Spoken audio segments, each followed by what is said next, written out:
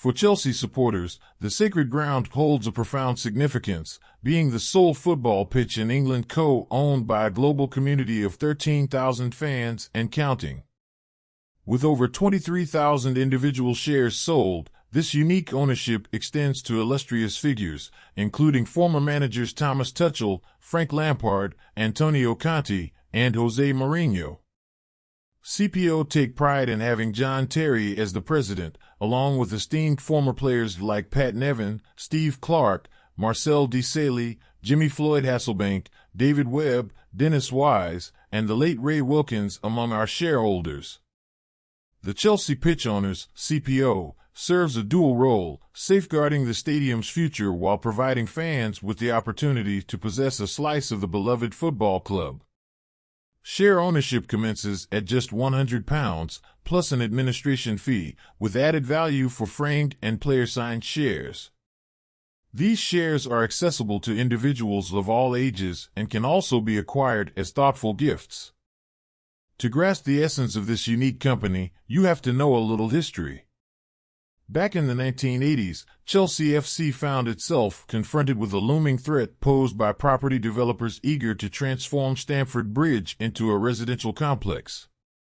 Such a transformation would have forced the club to seek a new home, possibly even sharing it with another football club. This impending crisis was met with staunch resistance from the then chairman of the club, Ken Bates, who ultimately secured the freehold of the stadium in the early 1990s. In order to shield the club from ever facing eviction from its beloved home, Chelsea FC established the Chelsea Pitch Owners (CPO) initiative. Through this initiative, ordinary fans were invited to become shareholders, ensuring protection against such threats. The club provided CPO with the necessary funds to secure the freehold, and a commitment was made to repay this sum to the club. CPO, in turn, leased the ground to the club for an extensive 199-year term, commencing in 1997. The structure of CPO is meticulously designed to prevent any single individual from exerting disproportionate influence over the company.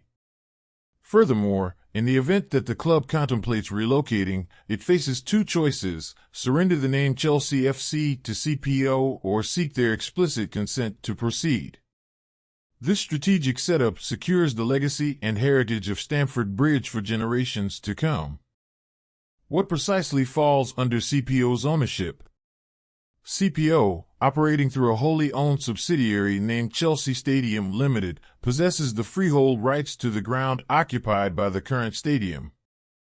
A tangible manifestation of this ownership can be observed through distinct changes in the color of bricks on the ground, serving as a clear boundary marker. The stadium is then leased back to Chelsea FC, who remit a nominal rent to CPO for its use.